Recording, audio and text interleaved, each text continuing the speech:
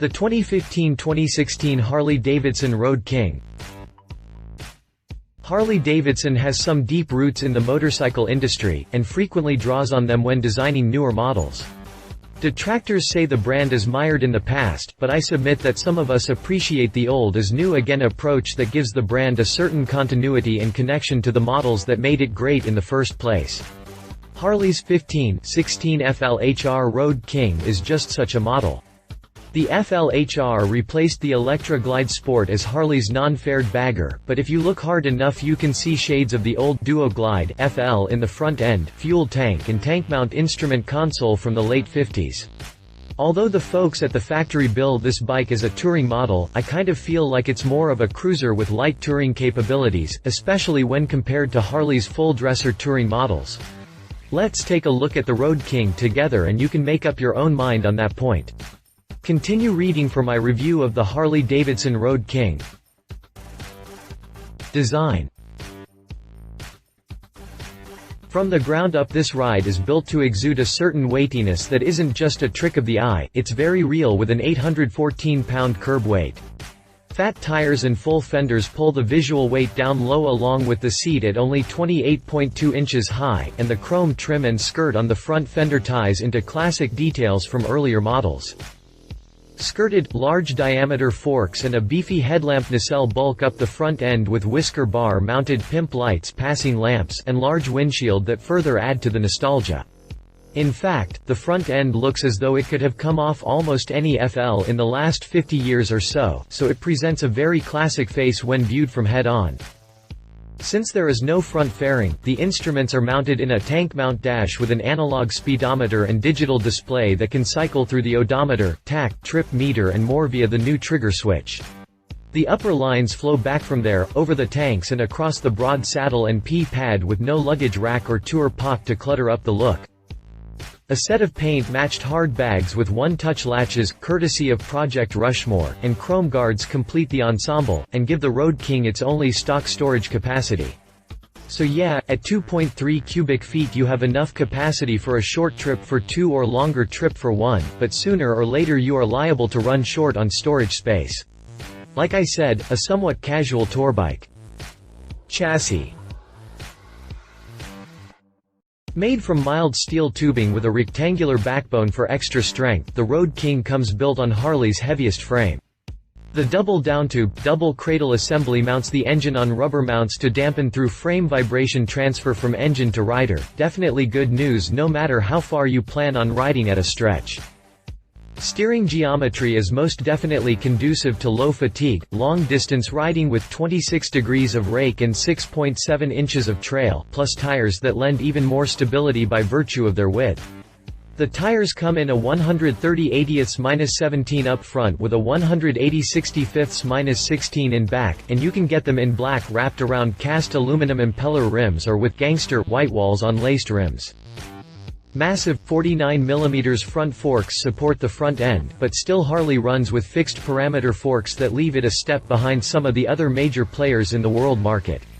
Maybe we can look forward to some dial-in forks in the near future, but in the meantime we are stuck with these old-fashioned struts. The rear end is significantly better with a set of adjustable air shocks, so at least you can count on some adjustability and a cushy ride in back. A Rushmore bike, the Road King gets the reflex-linked brakes that balances braking efforts between the dual-disc front and single rear, with ABS as an available option to manage the 4-pot, opposed piston Brembo calipers. Front and rear floorboards help define the relaxed cruising posture and provide a final layer of isolation to help combat the effects of the high-frequency engine vibration on your feet. Drivetrain. Not content to use its standard twin-cam 103 to power the Road King, the factory tucked in the high-output version for a little extra power for pulling hills and making passes. Air-cooled, the 45-degree V-twin keeps up a traditional appearance while sporting an integrated oil cooler that removes even more waste heat while adding a layer of protection for the engine's lifeblood.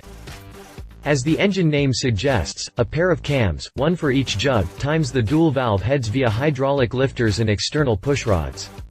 Undersquare, the 98.2 mm (3.87-inch) bore and 111 mm (4.374-inch) stroke adds up to a total of 1,689.5 cc (103.1 cubic inches), a displacement that leaves it the smallest of the big twin-type motors produced domestically, and falling short of Victory's Freedom 106 and Indian's Thunderstroke 111.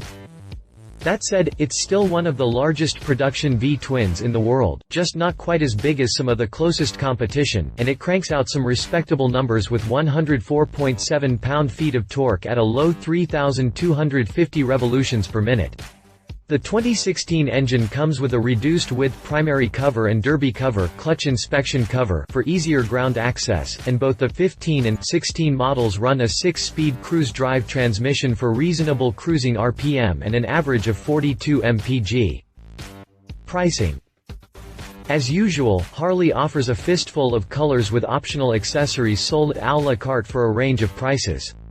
The basic black model is the cheapest at $18,749, and the range goes up to $19,749 for the top-of-the-line, custom color option. Security will set you back $395, and the ABS is another $795.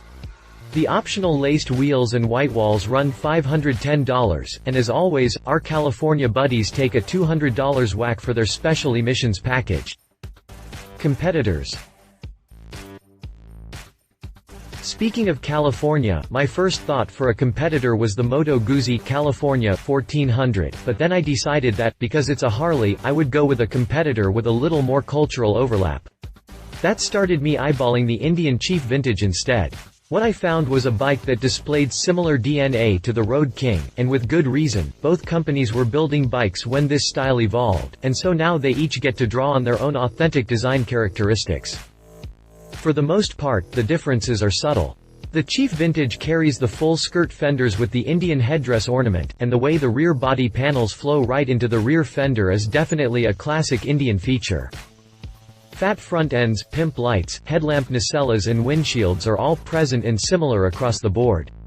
Indian isn't quite in a position to challenge Harley as the king of paint, but the classic-looking two-tone paint schemes are really sharp, if I do say so myself, and the fringed, desert tan leather saddle and bags really gives it a different vibe than the hard bag Harley. While the frame layouts are similar, Indian uses a lightweight, cast aluminum frame while Harley sticks with the traditional welded steel skeleton. Dual front brakes come standard across the board, but while Indian sends the Chief Vintage out with ABS as standard equipment as well, Harley holds it out as an accessory. Laced wheels and white wall tires are available across the board, which is fine with me, but some will prefer the cast rim option Harley offers with the Road King. Harley's high-output twin-cam 103 is a product of decades of evolution, but Indian's Thunderstroke 111 is a bit younger than all that, even if it looks like it could be much older. Plus, it's a very pretty engine that doesn't look like it's trying too hard, and it puts out some solid performance numbers.